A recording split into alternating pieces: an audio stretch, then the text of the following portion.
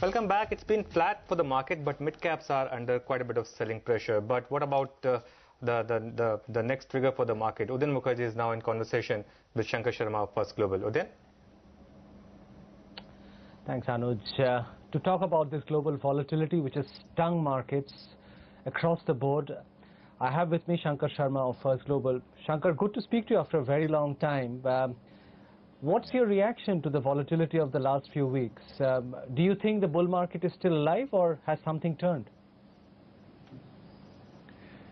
Right from the beginning of the year, one thing was very apparent, and this we had shared with, and I'm talking more in context of the U.S. markets, that volatility was really, really low, and it was looking as if it was going to make a big, sharp, up move. I had thought, and I had shared this again with clients, that I thought that January, February was the time when the move that has just now happened would happen. But actually, the markets didn't do anything at all January, February, March, right up till July, August. They were just in a tight range. They were just grinding. They were neither going up nor coming down. I thought that the whole move should have happened a lot earlier, but I was anticipating the move, except that I was wrong in terms of the time, the timing of it. But that it has happened is of very little surprise, in fact, no surprise, because the internals for the U.S. markets had been worsening quite remarkably over the last year and a half. I mean, I think the data is like a third of the S&P 500 stocks were, trading at, multi-year, multi-week lows, even though the indexes were, trending higher. I mean, those are very classical, signs to watch out for when a market, starts to get hollowed out. Also, in fact, on a variety of parameters that we track, things were looking a lot worse in the market internals than where they were in, the late part of 2007 and the early part of 2008. So that was a little bit of a scary bit that, the internals are looking a lot worse than the worst bear market that any of us have ever seen, in this generation. So the move that happened was not surprising. The other thing is that I think June 28th or something, we had put out a piece of research saying that the emerging market index itself, which was about $41, I'm talking the ETF, which is comprised of all the emerging markets across the world. That tracks the MSCI EM, around $41. We had said that this was really going to go the way oil had gone. And now I think the index is about $31, $32. So it's down like about 25%. So none of these two moves were, of great surprise. We have talked about it and we have written about it as well. Is it over, Shankar, in your eyes, or do you think it could get much worse from here? If you think about it, emerging markets I don't think are done. I don't think emerging markets have any real story left in them worth selling. The whole emerging market pack was being sold on the basis of the commodity bull market by and large, and the consumption fallout of strong economic growth. Both those two factors, I mean, clearly, I'm sure we can all agree that in none of the emerging markets do you see any semblance of consumer sentiment being on the mend. India, has been an outlier in some senses, because India never really ran huge macroeconomic risk in order to grow 7.5% from 2004 to 14. So in that sense, India will never collapse the way China collapsed. And that has been something I think we have discussed this, and we have written about this also back in 2012 itself, that, that kind of path of growth ultimately ends up in a big implosion.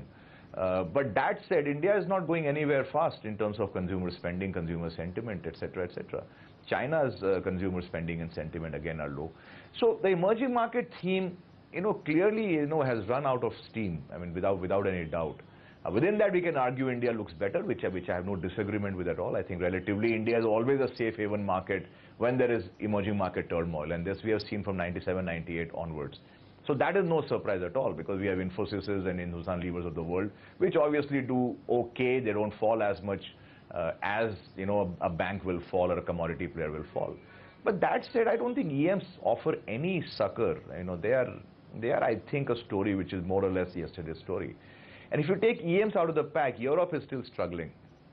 US, which has been an outlier again in terms of equity returns, the fact of the matter is, Udayan, you know, the S&P 500 was 1550 or 1600, if I remember correctly, 1999 peak. Today it is 1900. 16 years hence, all you've got is a 20% move over 16 years, which annualizes to maybe 1.5%. So this whole equity theme that we keep talking about, as brokers or asset managers keep pushing, unless you have timed the markets smartly, unless you time them in terms of selling at the top and buying at the bottom, if you just bought and held, whether it is the Japanese markets or European markets or the US market or even Indian market for that matter, we have gone nowhere from 2007 top. We have still not taken out in dollar terms the 2007 highs. We are still way short. So that only tells me this, that no market is good or bad. They're all supposed to be traded. And don't you start believing the buy and hold thing. They might work for some periods of time. I don't disagree. They might work for some stocks. But overall, looking at the pattern of equity returns, buy and hold has simply not worked. How are you characterizing this, Shankar, as just a big correction? Because the market did go up a lot. I mean, from 2013, middle of that, to 2015, February, March, the Nifty went up some, or Sensex went up some 80%. And after that, we've run into rough weather.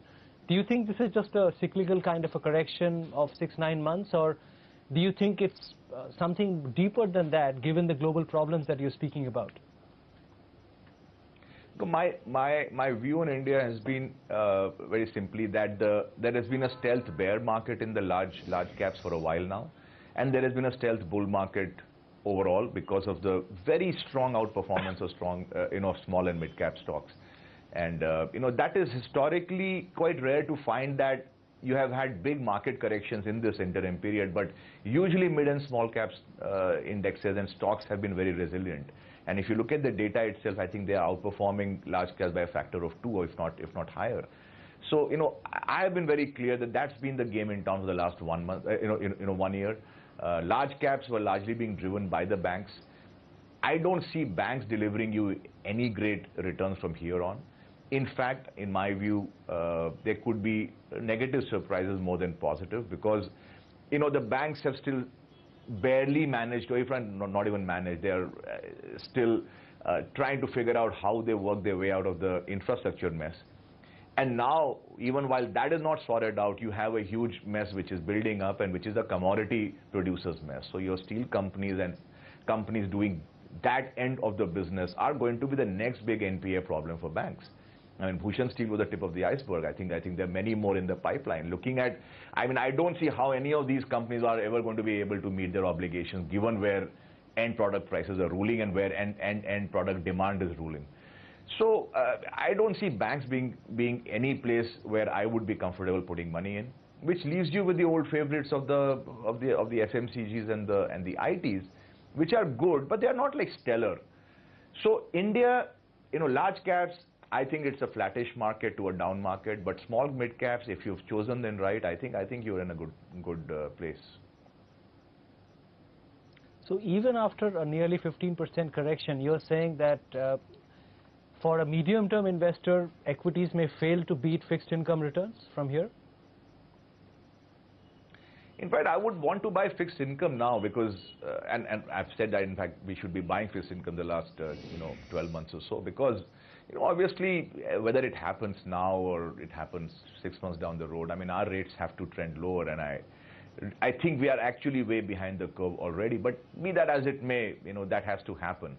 So I think fixed income offers you probably a lot safer return, more predictable return than equities do at this point. However, I mean, my view has always been, in the last 12 months or so, that if we go to a bond yield of 4%, which I think logically we should, given where our inflation numbers are, that is the sole reason to buy India. I mean, there is no other reason to buy India. And anybody buying India in the last 12 months, betting on growth and revival and capex cycle and all that, I mean, needed to have their heads examined. I mean, that is what I call a classical, sorry to use the wrong word, I mean, or a strong word. I mean, it's an absurd, illiterate way of investing when you're betting on an outcome which which can only be in a dream global scenario where there is huge tailwind of global growth and everybody is going to be partying hard like we did between 2004 and 7.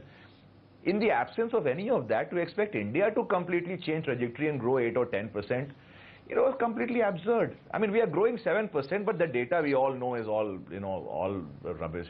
It's not worth relying upon at all. So the fact of the matter is, India's sole reason to buy is the bet that rates come down, which I think is a reasonable bet to take. If that were to happen, this market won't fall as much or might give you moderate returns over fixed income. That's about the best call you can take on India right now. Because the global situation is terrible. And nothing got resolved post-2008, as we all know.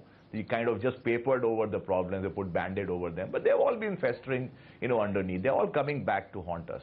In that context, to expect India to deliver 20%, returns would be unrealistic. But if we can merely tread water for the next few months, I think we'll have done okay. And I do believe India is an outperforming market. It's not an underperforming market, and it always has been an outperforming market when you have a global or more particularly an EM crisis out there. And we clearly are in the middle of one right now. So do you see this global crisis getting worse, Shankar? Because the US has corrected a bit, EMs have corrected more. Is it possible that we are staring at some kind of a global equity bear market? Is it likely? I mean, what kind of probability would you attach to that kind of outcome globally? But Udayan, we have already been in a bear market for years. I'm just giving you the data. The Euro stocks hasn't taken out highs, multi-year highs. The S&P is barely clearing the level it reached in 1999. Okay, I mean, tell me this. I mean, India in dollar terms is still below 2007-8 highs. Nikkei won't even get there, for a long time to come. China got there briefly, and what has happened, ever since. We are already in a global bear market. I mean, we can talk cyclical bull market. There's something corrected 50%, then it is rallied another 50, 70, 80, even 100%. So we said this is a bull market. But that's not a bull market. I mean, a stock that goes from 100 to 20 and goes back to 100, is that a bull market? That's not a bull market. That's still in a bear market. Unless it goes beyond 100 and goes to 200, and frankly, nobody in their right senses should be calling that to be a bull market stock. So global indices have basically started from here, gone down and then gone back up to where they were, a few years back, or barely there. That's not a bull market. Let them clear out those highs and go 20, 40, 50% higher. Then we are talking a bull market. So all I'm saying is we are still in the middle of a structural bear market in which we have caught some little bit of cyclical bull market rallies if we were lucky to time the markets. But we are still in a long-term bear market. That is the reality. That is the data.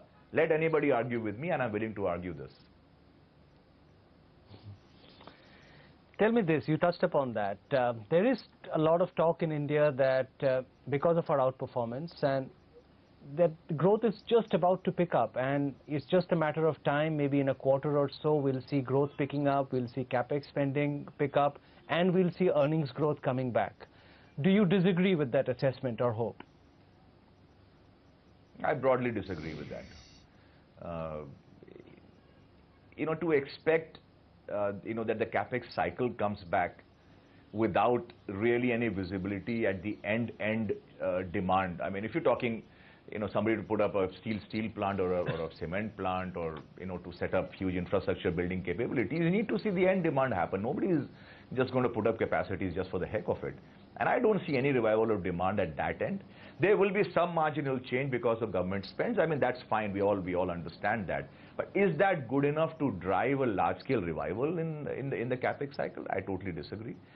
In the consumption cycle, urban consumption might be a tad better because of lower inflation. Again, that's an argument well taken. But on the other hand, the same inflation argument cuts the reverse way, in which it ends up killing rural consumption. Rural consumption has gone completely through the floor. That was the sole reason why India survived 2008 so well, because the government stimulated the rural economy, which took up the consumption slack which the urban dwellers had given up.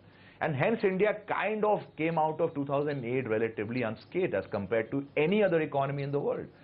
Now that rural economy story is gone, or at least has moderated significantly. So I don't buy the logic or the argument that there's a huge or even a reasonably strong earnings upgrade cycle coming up, ahead of us. I don't see that happening for commodities. I don't see that happening for infra. I don't see that happening for consumers. I don't see that happening for autos. Info and the IT and the pharma are a different set of animals. So let's not talk about them. So where is the earnings growth, this mythical unicorn like earnings growth that is supposed to come from? If you just disaggregate it, I don't see that easily visible. Okay, well, that is a very interesting conversation between Udayan Mukherjee and Shankar Sharma, and you can catch that entire conversation at 6:30 p.m. today only on CNBC TV 18.